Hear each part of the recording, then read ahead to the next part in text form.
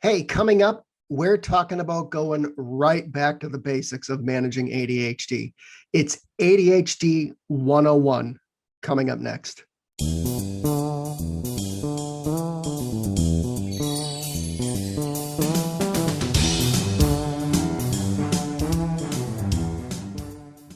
Hey, welcome back to Overcoming Distractions. If you are on the Apple Podcasts or Spotify or wherever, I encourage you to hang out with us on YouTube as well. I'm really trying to get a little more active in YouTube. If you're looking at me on YouTube, then you're right here.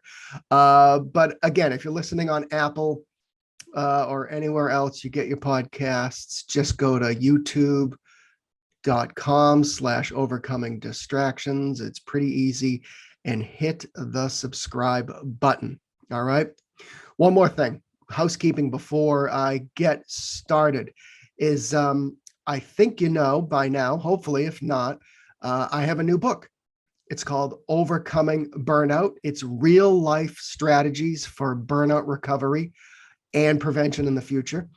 It doesn't matter if you have ADHD or not. In fact, 90% of the book has no mention of ADHD, but the symptoms and strategies involved in recovering from burnout are pretty much the same. So if you feel like you're at the end of your rope, you're cooked, you're ready for a new way of life, I encourage you to pick up Overcoming Burnout. And if you have a friend, a family member, a colleague who you think could use this information, again, I would forward it to them. All right. So we are here and we are hanging out and we are talking about going right back to basics. And, I'll use this example. I used to love Twitter. In the early days of Twitter, it was a really cool platform because it was kind of a news feed. So you'd get breaking news, you'd see news before, it came on the TV or the radio or somewhere else. But in the past recent years, Twitter has, and don't get me wrong, it's been beneficial for many people, but I see a lot of interesting advice, especially in the ADHD world. I think personally, and I've talked about this before, it's gotten way too complex when it comes to advice for us ADHDers. And to another level, I think, we've seen some negativity. Actually, I think we see a lot of negativity. It's negativity in people getting on there and saying, okay, you don't understand me, or maybe our emotional regulation as ADHDers takes over and we let that negativity enter the keyboard and we had a bad day and we just got to go up on Twitter and complain about it. The problem with that is that other people who are feeling the same way feel the need to contribute and to relate their life to that. And I personally don't think it's healthy. Maybe you like Twitter or other social media platforms that offer you this place where you can, contribute sometimes in a negative way, but sometimes I don't think it's healthy. There are many benefits to it as well. But the bottom line is I see a lot of complex advice when it comes to managing your ADHD. And that's the theme for today is I want to get right back to the basics. Sometimes I think we just need to start from scratch. We get way too many pieces of advice on how to do this and do that. We dig too deep sometimes is my personal opinion. So I'm a simple guy. I like when I go to the gym, I do the basic exercises, the shoulder, the chest.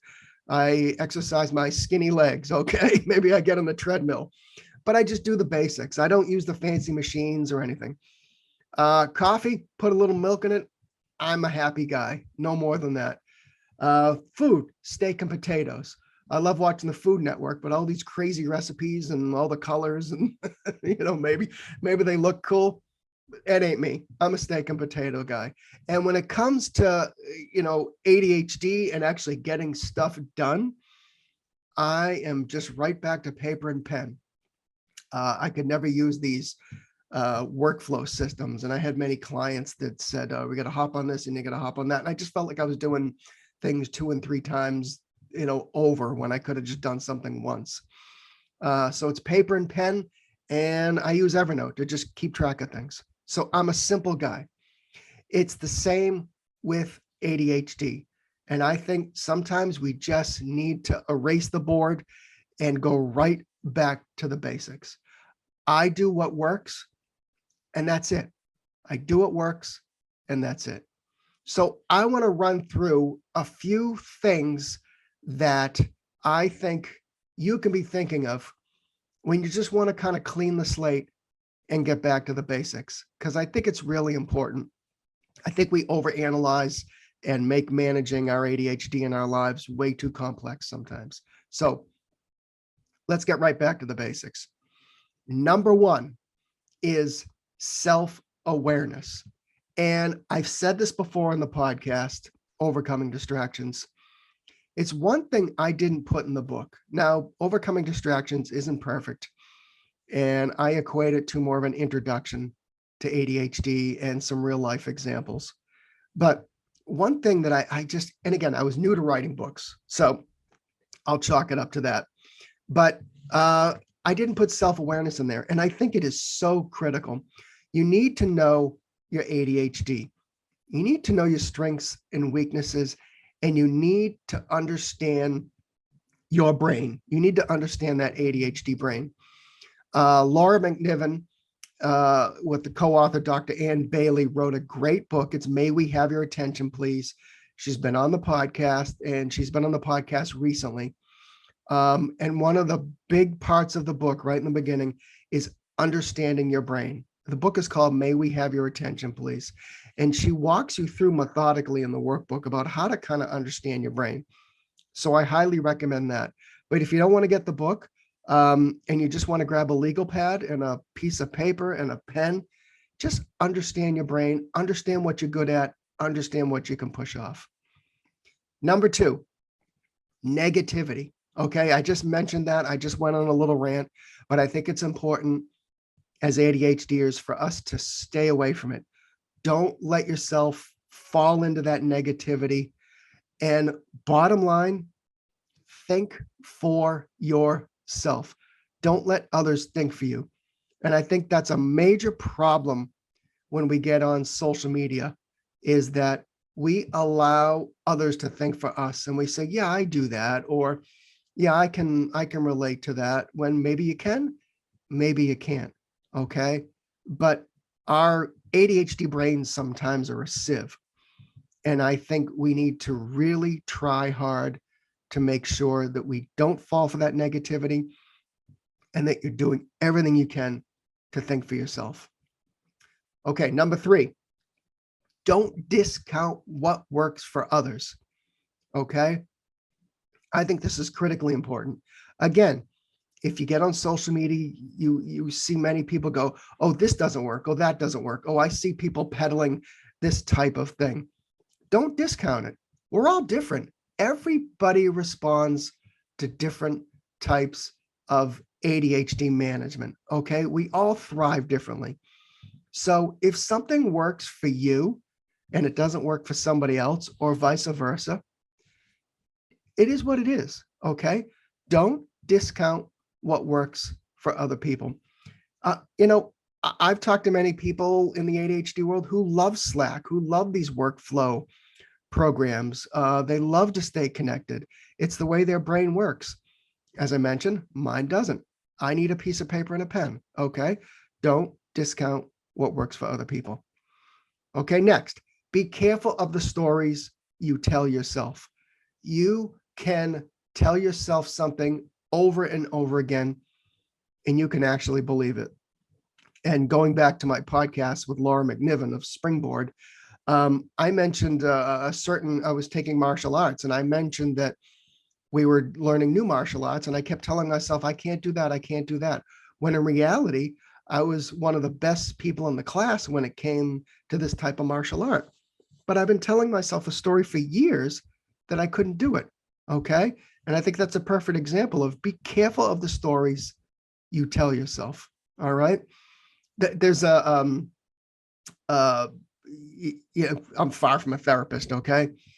But there's a thing called cognitive restructuring where we have a certain challenge in our life and we have to present the evidence to support that. You can find worksheets online where you kind of ask yourself these questions, okay? And if you can't find the supporting evidence in your brain that says, yeah, I'm right, well, then maybe you need to rewrite your story. So, all right, so be careful of the stories you tell yourself, okay? Find a way to move. And this is going to the gym, taking a walk, whatever it is, you need to find a way to move. You need some fresh air. You need a little bit of dopamine. And my good friend Brenda Mahan of ADHD Essentials has a concept called the wall of awful. And you can check it out. It's actually, you go back on several podcast episodes, or there's a video on YouTube. And there was a comment the other day where it said, my wall of awful is the gym and laundry. And I said to this person back, I said, I'm cool with the gym. I get the I get the laundry, okay? I definitely have a wall of awful when it comes to laundry, so that's why the wife does it, because I'll never do it, okay? Plus I'll destroy the laundry and change the colors and everything, okay? But you get the point. But I love going to the gym. And that goes back to what works for me might not work for you, but find a way to move. Everybody can get out and take a walk. It's that simple. Next, if you need medication, consult with your doctor. Okay. Experiment with medications. It's okay. I do not take ADHD medication, but if I got to a point where I felt I did need it, then I would certainly consult with my doctor. Okay. So if you need something, then consult with your doctor, a medical professional, and experiment with it. Simple as that. Mindfulness. This is another one. This is another go back to basics. And there's another one where it's probably another wall of awful situation. Okay. But sometimes when we say mindfulness in the ADHD community, people's heads explode. Okay. But guess what? You can do 5 minutes. 5 minutes. And one thing that I started doing back a while ago was I just hopped on Spotify. And all you need to do is go into the search, that little magnifying glass, and search for 5-minute mindfulness. Put your headphones on, put your AirPods on, whatever. And some of them, you can even search for 5-minute guided meditations. And you can choose from a whole bunch of stuff. Okay. They're free.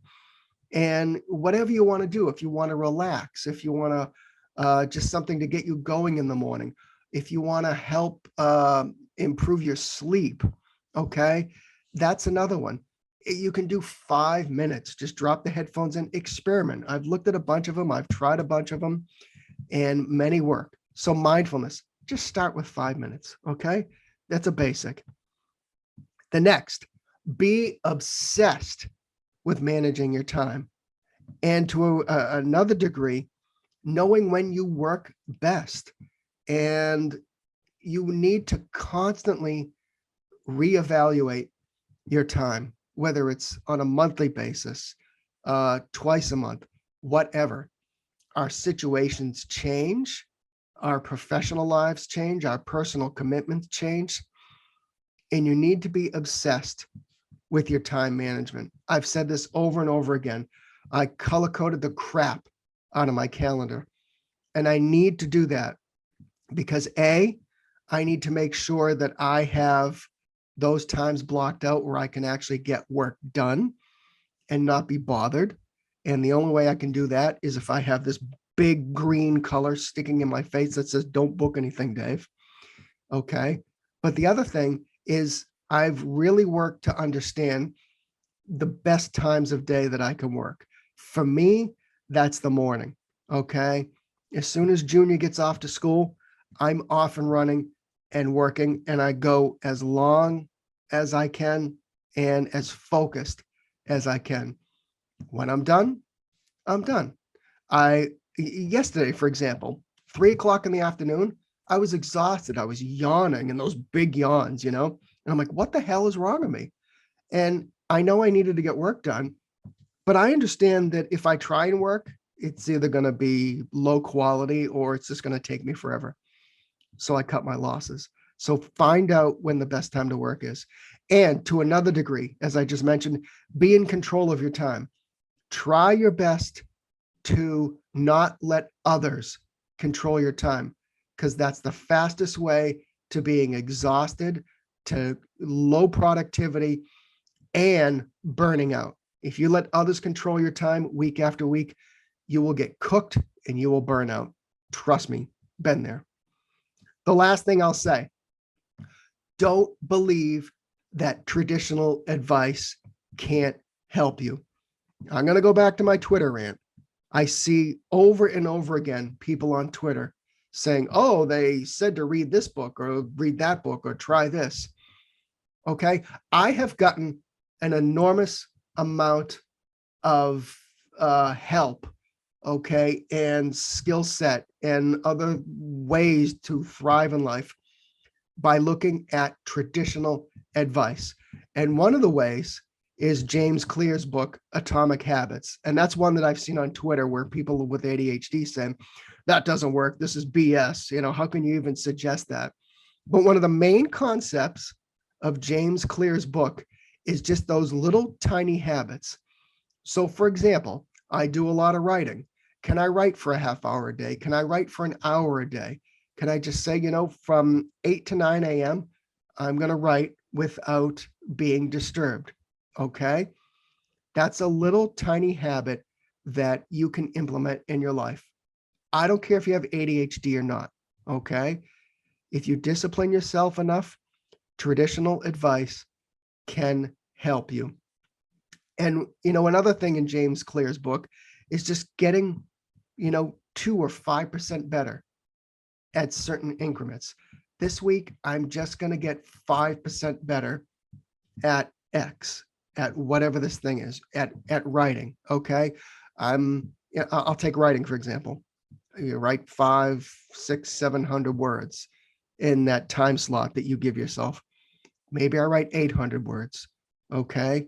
Maybe I work for 45 minutes and then I increase that up to an hour over the month, whatever it is. So again, don't believe that traditional advice can't help you, because it can. You can always take something away from various sources, such as James Clear's book. All right, that is it. That is my back to basics rant. Okay, keep it simple, people. Don't make managing your ADHD complicated. And I think you'll see tremendous results for thriving with ADHD. All right, we will see you next time.